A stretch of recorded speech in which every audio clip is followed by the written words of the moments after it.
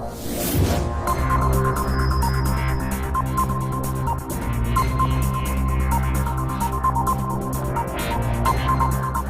Morning, सुप्रभात। कैसे हैं आपके अपने YouTube चैनल पे मैं प्रवीण कुमार मिंटू एडवोकेट आपका बहुत बहुत स्वागत करते हैं। आर्थिक पैकेज के रूप में प्रधानमंत्री मोदी ने 20 लाख करोड़ रुपया का जो घोषणा किए, तो अपने संपूर्ण संबोधन में एक विशेष शब्द का इस्तेमाल किए, Y2K प्रॉब्लम। Y2K बग भी कह सकते हैं, मिलेनियम बग भी कह सकते हैं। ये एक ऐसी समस्या थी जो सारे संसार को चिंता में डाल दी थी। ठीक है, ये कहानी है 20वीं सदी के अंत का और 21वीं सदी के प्रारंभ के बीच का जो संगम का समय होता है। उस समय में ये जो डिजिटल, अभी पूरा जो ग्लोबल डिजिटल संसार है, इस डिजिटल में जो भूमिका है कंप्यूटर की, उसमें डेट और टाइम का होना मस्ट होता है, क्योंकि उसी के अनुसार वो अपडेट होती रहती है। चाहे वो ATM मशीन हो, बैंक हो, अस्पताल हो, साइंस हो, साइंटिस्ट हो, जो भी हैं वो कहीं ना कहीं इस पर आश्रित हैं। और दुनिया में एक गति आई है, तो उसमें इसका बहुत बड़ा योगदान था। अब मैं बताऊं कि उस समय क्या हुआ था। 20वीं सदी में जब कंप्यूटर प्रोग्रामिंग हुआ था, तो उस सबसे पहले मैं आपको स्पष्ट कर देना चाहता हूँ Y2K क्या है। Y stand for years. Y जो है वर्ष को दिखाता है और 2K जो है ये 2000 को दिखाता है, यानी 2000 की समस्या। ठीक है, तो Y2K बग इसीलिए इसको कहा गया है। और सारे संसार, अमेरिका, यूरोप जो भी थे, सारे संसार को चिंता में डाल देना और उस चिंता रूपी समाधान के लिए जो प्रयास किया जा रहा था, ठीक है, और उस समस्या को इसीलिए मिलेनियम बग का नाम दिया गया। ठीक है, तो ये समस्या का जो आरंभ होता है, कंप्यूटर का जब प्रोग्रामिंग हुआ, तो उसके प्रोग्रामिंग में क्या किया, डेट, मंथ, ईयर, यानी 2 डिजिट और 4 डिजिट। 4 डिजिट में 2 डिजिट को रखा गया और जो 2 था 19, यानी 1900, तो 19 को प्रीफिक्स कर दिया गया, यानी डिफ़ॉल्ट रूप में छोड़ दिया गया। ठीक है, अब जब डेट अपडेट होता था तो वो क्या होता था कि लास्ट 2 डिजिट जो है वो 99 तक गया। अब कंप्यूटर में ऐसी कोई प्रोग्रामिंग थी ही नहीं कि वो जो 31 दिसंबर 1999 के 11:59 के बाद जो अपडेट होता, तो वो 00 उठा लेता।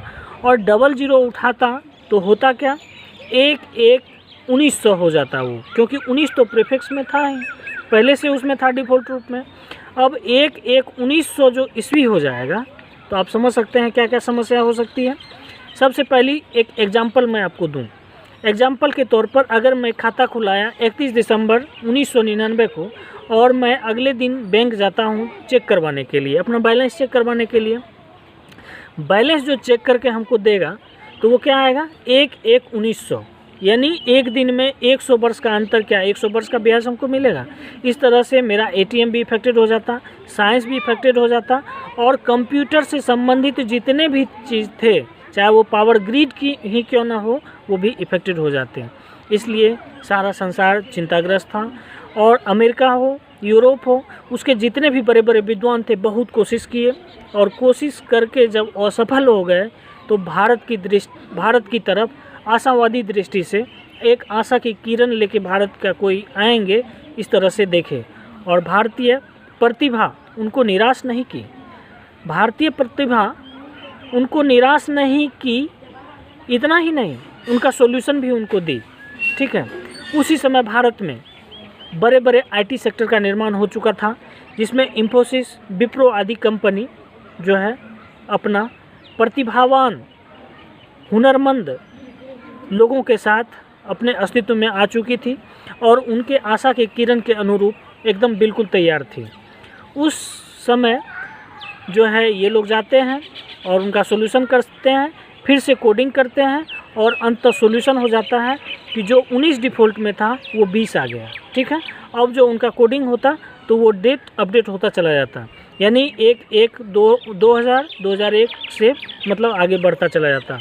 इस तरह से सारे संसार की जो समस्या थी उसका निदान हो जाता है, और अंततः भारत जो है कंप्यूटर के क्षेत्र में अपना एक अलग पहचान बना लेता है। फलस्वरूप 2000 से 2010 तक की जो स्थिति होती है, भारतीय प्रतिभा की मांग सारे वर्ल्ड में हो जाती है, चाहे वो अमेरिका की बात हो या फिर यूरोप की बात हो या फिर इंग्लैंड की बात हो। भारतीय प्रतिभा को एक आशावादी दृष्टि से देखा जाता था, ठीक है, और उस आशा के अनुरूप भारतीयों ने काम किया।